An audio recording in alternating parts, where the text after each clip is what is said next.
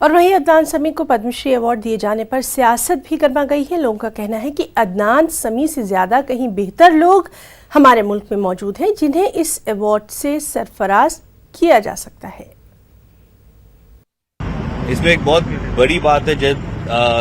पोपटराव पवार को सम्मानित किया जाता है, जब राही भाई को सम्मानित किया जाता है, तब फख्र से सर ऊंचा होता है। लेकिन जब ऐसे आपत्तिजनक नाम आता है तो अवार्ड के बारे में एक क्वेश्चन मार्क ना आए, इससे आगे जाके इसके बारे में जरूर सोचना चाहिए। लेकिन मेरे ख्याल से किसी की एक्टर के लिए, सिंगर के लिए या किसी नेता के लिए भी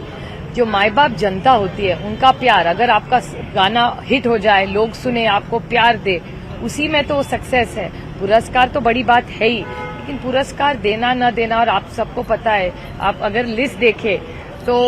कहीं तो थोड़ी सी प्रो CAA टाइप शैडो थोड़ी सी इस अवार्ड्स पे दिखती है। यही है कि इस मुल्क के अंदर रहने वाले मुसलमानों से ये सवाल किया जाएगा कि आपके पास इस मुल्क के अंदर पैदा होने के डॉक्यूमेंट्स है, आपके बाप दादाओं के क्या क्या डॉक्यूमेंट्स है जो ये साबित करता है कि आप इस मुल्क के रहिवासी है। दूसरी तरफ पाकिस्तान से आए हुए एक गायक को एक अवार्ड देने का मतलब ये है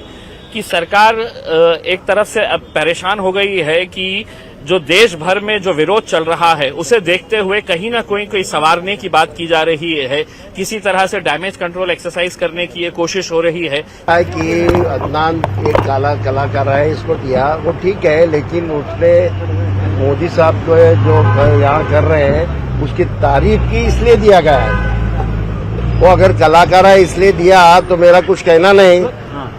मोदी जी की तारीफ कर रहा है इसलिए दिया है, इसलिए आपत्ति जरूर है।